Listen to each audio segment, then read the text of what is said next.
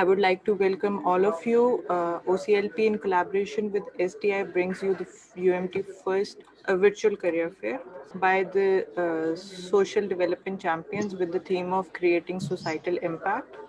Uh, I would like to welcome Mr. Rehan Mujid and Mohammad Jafri from Alzheimer Pakistan for taking their time out and representing Alzheimer Pakistan in Virtual Career Fair 2020.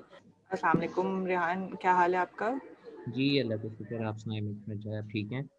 हाँ वो जी, अल्लाह जाफरी का साहब भी शुक्र। Online हो गए। Basically वो link की वजह से इशू आ रहा था। हाँ जी, और we know अब like it's the new normal. We know कि ये technical glitches आ जाते हैं at times. We totally understand. Okay, so I would like to invite Mohammad Jafri Saab. He is basically executive board member at Alzheimer's Pakistan to come on board and explain about Alzheimer and introduce us about the vacancies they have.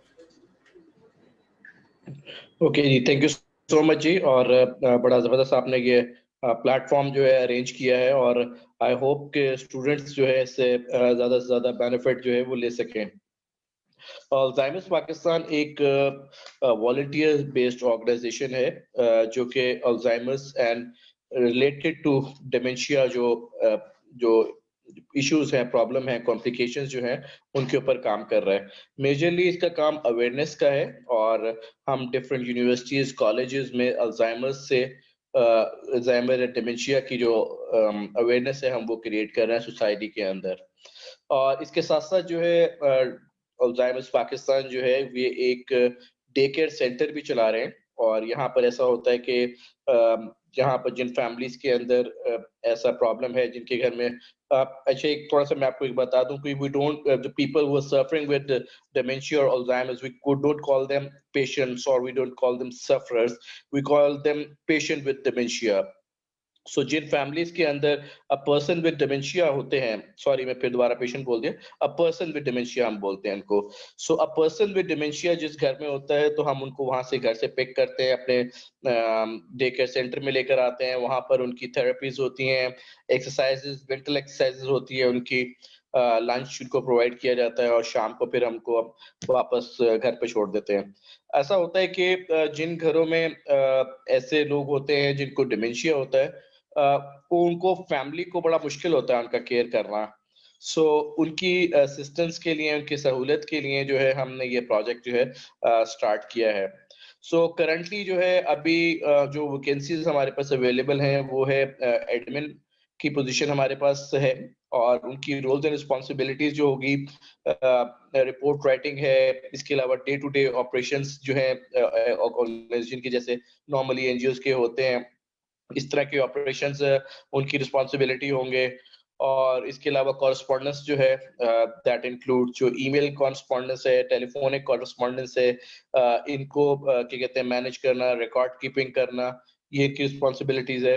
इसके अलावा थोड़ा बहुत जो social media के ऊपर जो content जा रहा है, उस कंटेंट के ऊपर पता हो उनको कंटेंट किया जा रहा है, और उनकी अप्रूवल के साथ वो जा रहा हो, ताकि जो ऑर्गेनाइजेशन की ट्रू पिक्चर जो है वो रिफ्लेक्ट कर रही हो। सो एक ये पोजीशन हम देख रहे हैं। इसके अलावा हम एक पोजीशन है कंटेंट राइटर। कंटेंट राइटर का राइटिंग का अगर किसी का एक्सपीरियंस है, और खास तौर पे प्रपोजल राइटिंग अगर किसी का एक्सपीरियंस है, जिन्होंने प्रपोजल द्वारा लिखे हैं और अंग्रेजी इतनी अच्छी है, तो वो जरूर अपना सीवी जो है वो रेहान साहब को भेज सकते हैं। तो ये एक पोजीशन हम देख रहे हैं। और इसके अलावा एक पोजीशन जो है वो है मार्केटिंग एंड फंड रेजिंग की। जिनका एक्सपीरियंस ब्रांड मैनेजमेंट से रिलेटेड है, जिनका एक्सपीरियंस जो है ब्रांड को स्टैब्लिश करने का थोड़ा बहुत उन्होंने पढ़ा हुआ है, so they can join us our team. और उसमें हम डिफरेंट एक्टिविटीज हैं हमारी फंड रेजिंग से रिलेटेड उसमें, और मार्केटिंग में। अब ये जो है मार्केटिंग जो है आप सोशल मीडिया के थ्रू भी करते हैं, और इसके अलावा और भी इसके प्लेटफॉर्म्स हैं जिसमें आप हमारे लिए फंड रेजिंग एंड मार्केटिंग कर सकते हैं। तो ये 3 पोजीशंस हमारे पास करंटली अवेलेबल हैं। सो इसके लिए कोई अगर आप मजीद कुछ पूछना चाहते हैं तो आप पूछिए। ठीक है सर, हमारे साथ वैसे जो वैकेंसीज एक हमारे साथ शेयर की गई थी इंटर्न मेमोरी क्लिनिक की भी फॉर साइकोलॉजी स्टूडेंट्स, तो उसके बारे में भी थोड़ा अगर आप एक्सप्लेन कर दें हमें तो। अच्छा अच्छा, ये इस तरह से है कि ना जो बेसिकली जो अल्जाइमर्स है, अल्जाइमर्स का अभी तक तो कोई इलाज निकला नहीं है। आई एम श्योर हम सारे जो हैं उनको मालूम है कि अल्जाइमर्स या डिमेंशिया क्या है, और do I need to tell कि ये क्या है, प्रॉब्लम क्या है? क्योंकि हमारी कुछ audience Facebook, mostly audience Facebook पे, तो इट विल बी बेटर कि आप थोड़ा सा एक्सप्लेन कर दें इसको। ठीक है। देखिए, जो फॉरगेटफुलनेस है, dementia is a disease of forgetfulness, और इसमें फॉरगेटफुलनेस होती है, और ये फॉरगेटफुलनेस परमानेंट फॉरगेटफुलनेस होती है। नॉर्मल फॉरगेटफुलनेस और डिमेंशिया की फॉरगेटफुलनेस में फ़र्क ये होता है कि मिसाल के तौर पे आपको कोई साहब मिले हैं, कोई साहिबा आपको मिली हैं, और कुछ दिन के बाद वो आपके दोबारा सामने आते हैं, तो आप पहचानने से कहते हैं, अच्छा आप मुझे, हाँ, मुझे नज़र याद आ रहा है, शायद मैंने आपको कहीं देखा है, और याद कराने पे आपको याद आ जाता है। हाँ, हमारी फलाँ जगह मुलाकात हुई थी, इस जगह हम लोग मिले थे, तो आपको याद आ जाता है। But in case of dementia ये फॉरगेटफुलनेस परमानेंट फॉरगेटफुलनेस है। अगर आपको कोई मिला है और उसके बाद दोबारा जब वो मिलता है, तो आप बिल्कुल याद नहीं होता आपको कि वो आपको, आप खाना खाने के बाद लोग जो हैं वो भूल जाते हैं कि हमने खाना खाया है। इसके अलावा एक चाबी का, एक लॉक का क्या आपस में रिलेशनशिप है, वो इनको नहीं पता होता। तो मेमोरी लॉस के अलावा जो है इनकी sequencing skills, motor skills, communication skills, vocabulary जो है वो खराब होना शुरू हो जाती है। तो ये एक डिजीज़ है जिसके ऊपर अल्जाइमर्स पाकिस्तान, जिसकी अवेयरनेस के ऊपर भी काम कर रहा है, डिफरेंट कैंपेन्स जो हैं हम पाकिस्तान में चला रहे हैं। सो इसमें ये होता है कि ये डिजीज़ जो है इसके ऊपर पाकिस्तान में बहुत कम काम हुआ है, और बहुत कम लोग जो है इस डिजीज़ के बारे में जानते हैं। तो इसके लिए हमने क्या किया कि एक कोर्स हमने डिज़ाइन किया, और बेसिकली ये कोर्स जो है ये नेपाल में एक डॉक्टर साहब हैं, डॉक्टर झा उनका नाम है, उन्होंने ये कोर्स डिज़ाइन किया है, और इसमें एक नॉन मेडिकल इंसान जो है वो डायग्नोज कर सकता है, टू सम एक्सटेंट डायग्नोज कर सकता है कि that person is having dementia. So उसके लिए ये होगा कि जो इंटर्नीज जो हमारे पास आते हैं, उन इंटर्नीज को जो है हम ट्रेन करेंगे, और उनको स्किल्स जो है, ये टेक्निकल स्किल्स उनको सिखाएंगी, और ये ऐसी स्किल्स हैं कि जो नॉन मेडिकल लोग हैं उनको आसानी से सीख सकते हैं।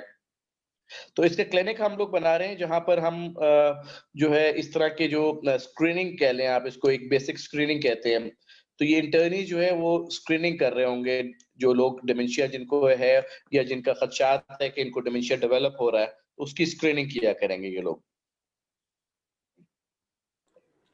ठीक है, थैंक यू। आपने काफ़ी एलैबोरेट करके हमें एक्सप्लेन कर दिया इस चीज़ का। तो आगे मुझे बताएं कि अगर फॉर एग्जांपल हमारे पास आपके पास फुल टाइम भी हैं, आप इंटर्न्स भी ले रहे हैं, तो आगे इसका क्या करियर पाथ होगा अगर स्टूडेंट आपको एज एन इंटर्न आपके साथ ज्वाइन करता है तो? हाँ, प्रेफरेबली जो है इसमें हमारे लिए कि ये साइकोलॉजिस्ट हों, क्योंकि ये साइकोलॉजी से बहुत ज़्यादा लाइट जो है ये मिलती है। इसके अलावा अगर जो आपके पास, अगर आई डोंट नो, एमबीबीएस यहाँ पर अगर होता है, और न्यूरोलॉजी जिन्होंने अगर अगर पढ़नी है, तो उनसे ये बहुत रेलेवेंट पाथ जो है ये बनता है। तो ये रिलेटेड है आपकी जो मेमोरी है, और इस जो है न्यूरॉन्स के सारे मामलात जो हैं वो उसके अंदर डील हो रहे होते हैं। हम लोग बेसिकली अभी जो करवा रहे हैं डिग्रीज, उनमें इंक्लूडेड है साइकोलॉजी, क्लिनिकल साइकोलॉजी। उसके अलावा हमारे पास दूसरे हेल्थ साइंसेज के डिग्रीज भी हैं, जिसमें न्यूट्रिशन साइंसेज, फिजियोथेरेपी, और बाकी आपकी बायोकेमिस्ट्री, फिजिक्स आ जाता है, बायोटेक्नोलॉजी है और बायोकेमिस्ट्री है। अभी हम एमबीबीएस की तरफ may be will go forward in near future, हाँ, बट एट द मोमेंट हम लोग साइकोलॉजी और क्लिनिकल साइकोलॉजीज हैं।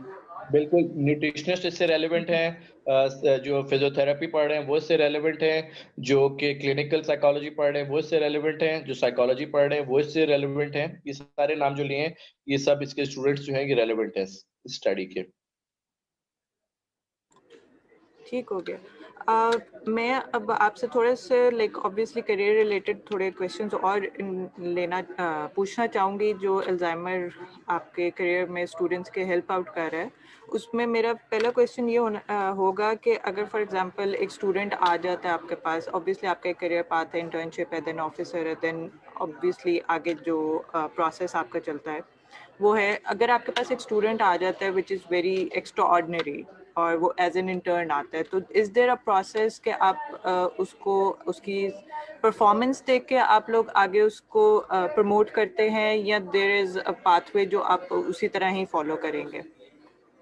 अच्छा, we have a system of appraisal and KPIs, अगर आप you are familiar with the terms, key performance indicators होते हैं जो कि हर एक तो ऑर्गेनाइजेशन के हमारे KPI हैं, उसके बाद डिपार्टमेंटल KPIs हैं जो कि ट्रिकल डाउन करते हैं और एक एम्प्लॉय के जो है KPIs बनते हैं जिसकी जिसकी ही बुनियाद के ऊपर जो एनुअल इंक्रीमेंट्स हैं वो भी उसी की बेस पे निकलते हैं, और जो करियर पाथवे जो है अल्जाइमर्स पाकिस्तान जो डिफाइन करता है, और जो कि जो है एरिया कोऑर्डिनेटर से लेके नेशनल कोऑर्डिनेटर तक से और इंटरनेशनल रिप्रेजेंटेशन जो है वहां तक ये करियर जाता है।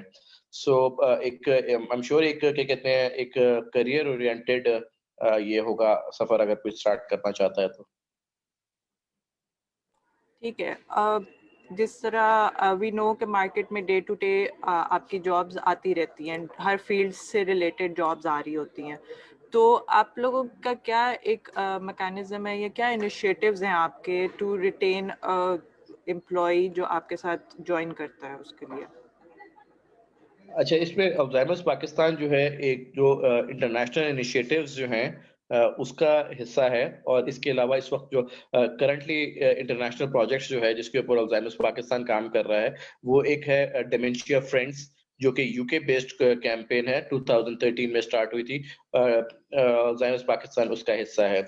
इसके अलावा Alzheimer's Pakistan Indonesia based project है डिमेंशिया स्किल केयर ट्रेनिंग्स, उसका जो है ये मेंबर है अल्जाइमर्स पाकिस्तान। सो इसमें जो एक इंटरनेशनल एक्सपोजर और एक ऐसे मौके आपसे पाकिस्तान से बाहर जाने के मौके जिसमें से आपको डिफरेंट कॉन्फ्रेंसेस के लिए आपको अटेंड करने के लिए अल्जाइमर्स पाकिस्तान जो है वो जहां बाहर भेजता है आपको। मैं भी रिसेंटली इंडोनेशिया गया हुआ था और वहां से मैं कोर्स अटेंड करके आया हूँ।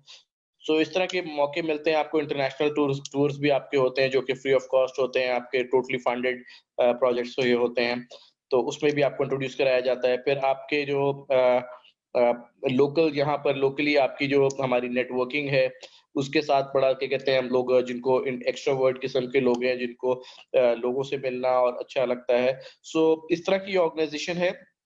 तो और इसमें एंड ऑफ द डे मैं फिर दोबारा ये कहूंगा कि आपके इंटरेस्ट के ऊपर बहुत ज्यादा डिपेंड करता है कि मिसाल के तौर पे किस लोगों के ऐसी कोई प्रॉब्लम हो कि जो कि पाकिस्तान से बाहर नहीं जा सकते, कोई इनको इश्यूज हैं, तो वो शायद उनके लिए शायद बिल्कुल रेलेवेंट ना हो। कुछ लोग हैं जो कि थोड़े से इंट्रोवर्ट हैं और ज्यादा कम्युनिकेशन ज्यादा करना हो, शायद उनके लिए रेलेवेंट ना हो। तो ये जो अल्जाइमर्स पाकिस्तान की जॉब मैं कहूंगा तो ये बहुत ज्यादा रिलेटेड है इंटरेस्ट बेस। अगर आपका इंटरेस्ट उसमें है सो आप एक्सेल भी करेंगे, आप लर्न भी करेंगे, आपकी ग्रूमिंग भी होगी इसमें। ठीक है। एक स्टूडेंट का क्वेश्चन है कि can you update if there is a scope of psychologist in your organisation? हाँ, देखिए मैंने सोशियोलॉजिस्ट, आपको सॉरी, बताया कि जी, जी, सोशियोलॉजिस्ट, आई दोबारा। Am sorry. सोशियोलॉजी, देखिए सोशियोलॉजी बिल्कुल रेलेवेंट है क्योंकि एनजीओ सेक्टर है बेसिकली, इवेंचुअली तो है तो एनजीओ ना, नॉन फॉर प्रॉफिट ऑर्गेनाइजेशन है, हम सोशल वर्क कर रहे हैं, तो बिल्कुल सोशियोलॉजी भी हमारे से रेलेवेंट है। और सोशियोलॉजी से हम लोग डिफरेंट हम कैंपेन्स जैसे हम डिजाइन होती हैं, जैसे मैंने आपको बताया कि हमारे पास ये जो यूके बेस्ड कैंपेन हम चला रहे हैं, ये जो है सोशियोलॉजिस्ट जो है ये लोग इसमें पार्टिसिपेट कर सकते हैं। इसके अलावा हमारे ट्रेनिंग प्रोग्राम्स जो होते हैं उसमें पार्टिसिपेट कर सकते हैं। इसके अलावा प्रपोजल राइटिंग होती है हमारी, प्रोजेक्ट डिजाइनिंग इम्प्लीमेंटेशन होती है, उसके अंदर जो है ये रेलेवेंट लोग होते हैं, बिल्कुल अप्लाई कर सकते हैं ये लोग। ठीक है। एक और क्वेश्चन है स्टूडेंट का कि आप थोड़ा सा एक्सप्लेन कर सकते हैं जो आपकी फंड रेजिंग कोऑर्डिनेटर की जॉब है, इसकी जॉब डिस्क्रिप्शन के बारे में, और इसका क्या जॉब रिस्पॉन्सिबिलिटीज क्या होंगी स्टूडेंट्स की? अच्छा, फंड रेजिंग के जो होते हैं उनके लिए बेसिकली जो बेसिकली क्रक्स अगर हम बात करें तो उनका काम होता है फंड्स रेज करना ऑर्गेनाइजेशन के लिए, और डिफरेंट मीडियम यूज करते हैं आप, इसमें मेंबरशिप्स के जरिए भी आप फंड रेज करते हैं। इसके अलावा फंड रेज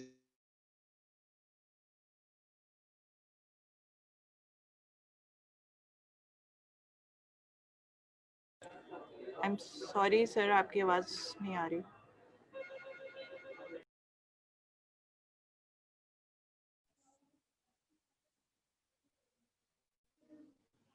सॉरी जी, बीच में एक मेरा कॉल आ गया था। सो जो है फंड रेजिंग के लिए जो हमारे डिफरेंट हमारे इसके भी प्लान्स होते हैं और उसमें एक्टिविटीज भी होती हैं। इसके अलावा डिफरेंट कैंपेन्स भी होती हैं। एक्टिविटीज में रिलेटेड हो सकता है कि आप ये तो डिजाइन करते हैं। इस साल की मुझे एक्टिविटीज नहीं पता इन्होंने क्या डिजाइन की हुई हैं। मॉल्स के अंदर एक्टिविटीज करते हैं, शॉप्स के अंदर एक्टिविटीज करते हैं ये लोग, और वॉक अरेंज करते हैं। इसके अलावा जो है सोशल मीडिया के ऊपर जो है कैंपेन्स चलती हैं। इस तरह के कैंपेन ये लोग डिसाइड करते हैं। डिटेल जो है वो रेहान साहब बता सकते हैं आपको।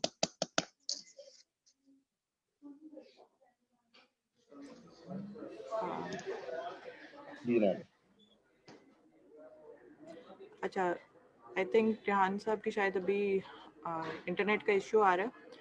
अच्छा, एक और क्वेश्चन है कि undergraduate students can also apply as an intern कि लाइक ड्यूरिंग देयर स्टडीज़, कि आप लोगों के कोई फ्लेक्सिबल आवर्स हों जिसमें लाइक अगर फॉर एग्जांपल वो मॉर्निंग में अपनी स्टडीज़ कर रहा है तो इवनिंग में ज्वाइन कर ले, या आप लोगों का एक फिक्स टाइमिंग्स है?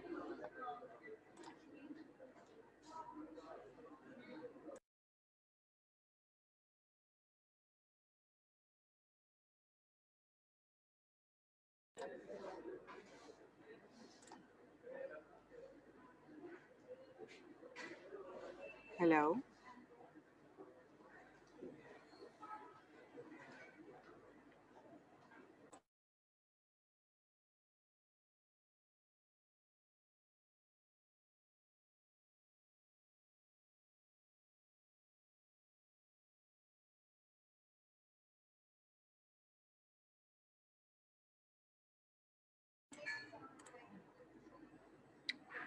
आई एम सॉरी, अभी आई थिंक उनका कोई टेक्निकल इशू आ रहा है। As soon as it resolves हम इसे दोबारा रिज्यूम करते हैं।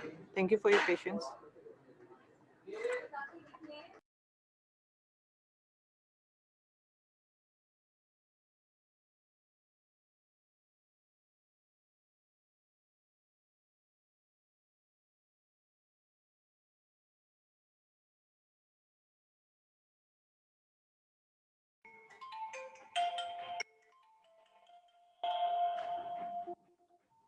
जी अस्सलाम वालेकुम। वालेकुम सलाम। जी मेरा बेसिकली इंटरनेट का इशू आ रहा है, तो जिसकी वजह से मैं फिर बार बार मैं डिस्कनेक्ट हो रहा हूँ। अब मेरी आवाज़ आ रही है आपको? हाँ जी, अब क्लियर है आपकी आवाज़। जी, हमें जाफरी साहब इस टाइम डिस्कनेक्ट हुए हैं शायद, आई थिंक। जी हाँ फरमाइए, जी, आप क्या पूछना चाह रही थी, मैं बताता हूँ। बेसिकली उनसे पूछ रही थी कि फंड रेजिंग कोऑर्डिनेटर की जो वैकेंसी है आप लोगों के पास, उसकी वो बता रहे थे कि कैंपेन्स आप लोगों ने कुछ प्लान आउट की होती हैं, उससे रिलेटेड इन्फॉर्मेशन आप बेहतर शेयर कर सकेंगे इससे। बेसिकली फंड रेजिंग की डिफरेंट एक्टिविटीज़ होती हैं। नॉन गवर्नमेंट ऑर्गेनाइजेशन है, इसके लिए ऑर्गेनाइजेशन को चलाने के लिए फंड्स की ज़रूरत होती है।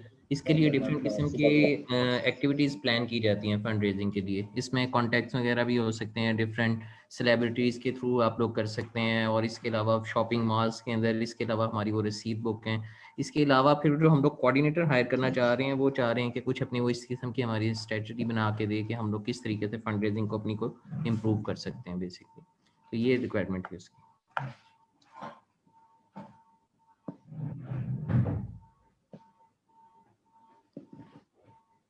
हेलो। हेलो। जी जी। अच्छा, एक और क्वेश्चन हमारे पास ये आया है कि जो अंडर ग्रेजुएट स्टूडेंट्स हैं जो बेसिकली स्टडी भी कर रहे हैं अभी, और जी, उनके पास इवनिंग टाइम फ्री है या लाइक आफ्टरनून में वो फ्री हैं, तो आप लोगों के पास इस तरह के फ्लेक्सिबल आवर्स हैं कि वो लोग भी आप लोगों को ज्वाइन कर सकें? वो लोग हमको एज ए वॉलेंटियर ज्वाइन कर सकते हैं। वॉलेंटियर वर्क के लिए हम तमाम लोगों को हमेशा वेलकम करते हैं, और जो हमारी डिफरेंट एक्टिविटीज़ होती हैं वो उसमें एज ए वॉलेंटियर पार्टिसिपेट कर सकते हैं। ठीक है। अच्छा, एक ये भी क्वेश्चन है कि ऑब्वियसली एनजीओज जो हैं वो अब digital marketing, her not only NGO बल्कि हर ऑर्गेनाइजेशन अब डिजिटल मार्केटिंग की तरफ जा रही है, तो उसके लिए भी कोई आप लोगों के पास जॉब ओपनिंग्स हैं डिजिटल मार्केटिंग से रिलेटेड? नहीं, उसके लिए अभी तक हमारे पास कोई इस किस्म की वैकेंसी नहीं है, लेकिन वो सिंपल वो जो जैसे भी जाफरी साहब ने बताया कि वो जो फेसबुक और जो हमारा वेबसाइट है उसको अपडेट रखने के लिए हम लोग उसमें आईटी से रिलेटेड उस वहाँ पे हम लोग काम कर रहे हैं।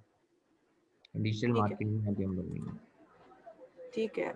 आप लोगों ने एक वैकेंसी हमारे साथ शेयर की हुई है इंटर्न पब्लिक हेल्थ वैकेंसी के रिलेटेड, तो उसके बारे में आप कुछ एलैबोरेट कर देंगे कि उसकी जेडी क्या है, क्या रिस्पॉन्सिबिलिटीज होंगी उसकी?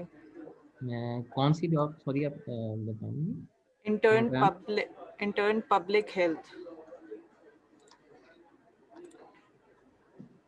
Intern public health.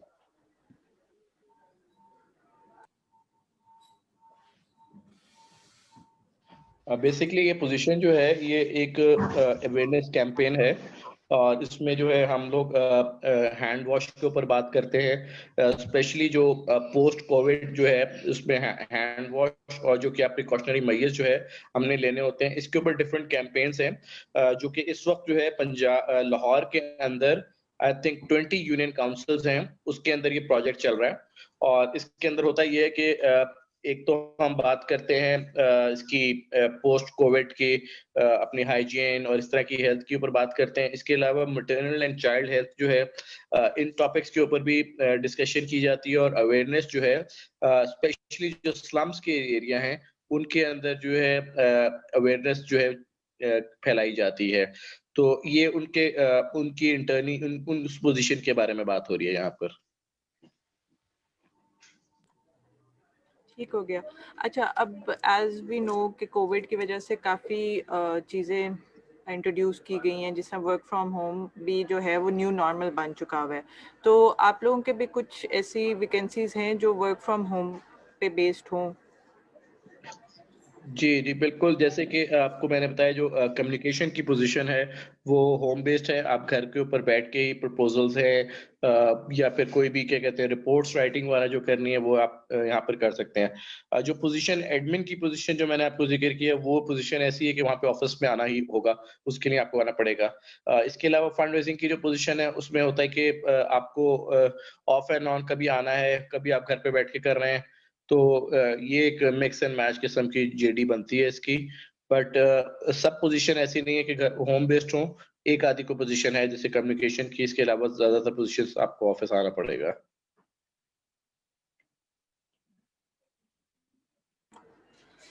ठीक है। अगर आप लोगों के पास अपनी कोई डॉक्यूमेंट्री है या कोई प्रेजेंटेशन आप अभी कोई शेयर करना चाह रहे हैं हम लोगों के साथ, तो you are more than welcome to do that.